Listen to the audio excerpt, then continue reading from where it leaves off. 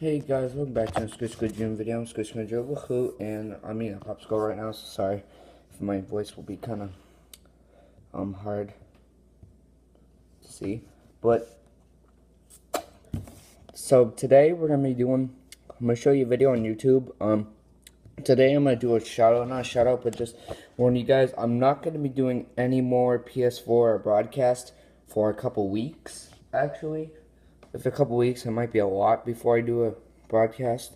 I won't be doing another broadcast until a couple weeks, and yeah, I'll just be doing, because I'm gonna show you this video explaining why, because there's this thing that I've had for a while. It had to be from the PS4, because it was, I got this video from DD. Please subscribe, it'll help you. Whoever people were watching this and have this problem I have, the people are called DN News, and they're talking about how video games do to your mind, and I'll explain after this video, okay? Hope you enjoy it. And this will help people if you have what I have right now, and if your brain is so sensitive to this stuff. So, let's do this. Let me turn it up. You can search it up on YouTube yourself.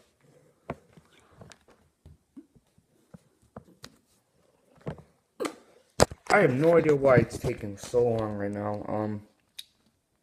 When I'm playing Assassin's Creed or Call of Duty, my brain is totally absorbed in its virtual environment. But what happens to my brain when I come out of it? Does it come out different?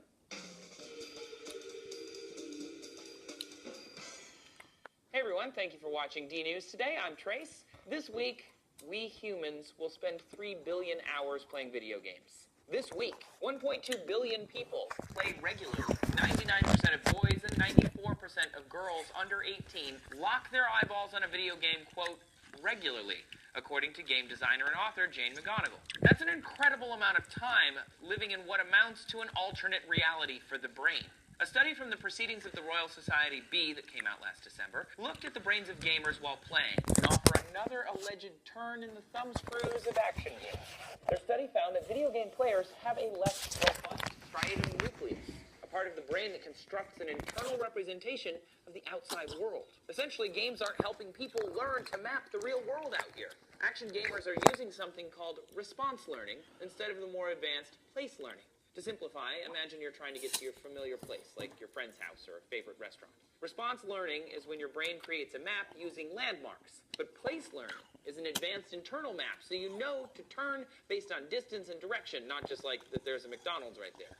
It's the difference between associating a lot of little bits of information, I have to turn when I see the McDonald's, as opposed to combining that information into an understanding of the external world. These researchers think that the action video game players are underdeveloping their striatum to such a degree that it might affect them throughout their lives. They may even develop a neurological disorder because of this, although some outlets have called this a risk of Alzheimer's, but that's a pretty damn big jump.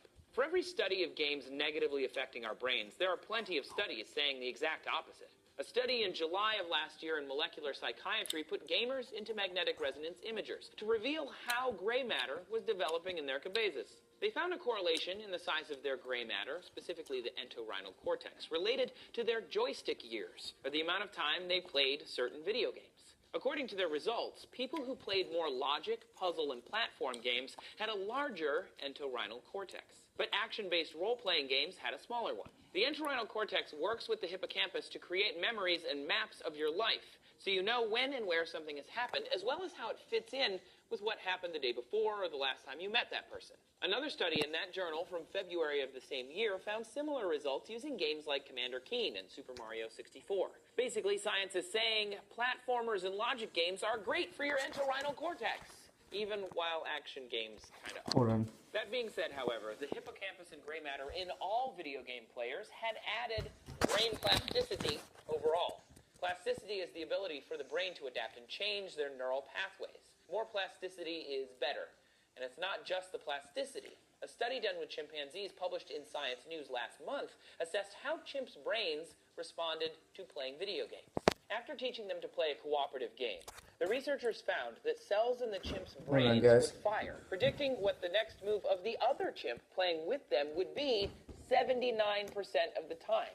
These chimps understood what was going on in the brains of their co-op players. We know that video games change how our brain works, but whether that's good or bad seems like it changes when new research comes out, which is every month. We cover this research all the time. For instance, do video games make you more aggressive? Joe Beretta explores that idea in this episode. It isn't graphic, bloody headshots, spinal cord snaps, or gruesome Koopa Troopa curb stomps that generate aggressive/violent behavior in players. The root of the evil actually lies in the failure and frustration that a human experiences when gaming. Do you think video games are good or bad? Obviously, they're changing our brain constantly, but you can tell us your thoughts down in the comments. You can also subscribe for more D News, and please come follow us on Twitter as well. We're at D News. Yeah, so guys, I hope you did enjoy this video, and I hope you did enjoy this video. Please leave a comment down below and subscribe to my channel, and I will tell you a little bit about, and subscribe to this guy too. I'll tell you a little bit what he meant. So what he meant, like, is when I was playing PS4 a lot, I've got this headache thing, or not really headache, because sometimes it goes, sometimes it doesn't, but I think the PS4 or some of those games actually changed my whole brain and how it works. And that, you might say that doesn't sound really, that sounds really bad, that it changes your whole brain and how it works. But I found out a way, if I manage my time and I'm not going to do PS4 for a little bit, see if that helps it a little, and I'm going to do more reading and thinking puzzles, because that will help my brain a lot more to come back to normal. And yeah, and if you guys have this too, if you have the same problem I do, don't do PS4 for a couple weeks, or Xbox One. I'm telling you, it will help your brain get normal again. That's what I'm trying to get my brain to get normal again. So I hope you did enjoy this video again. Bye.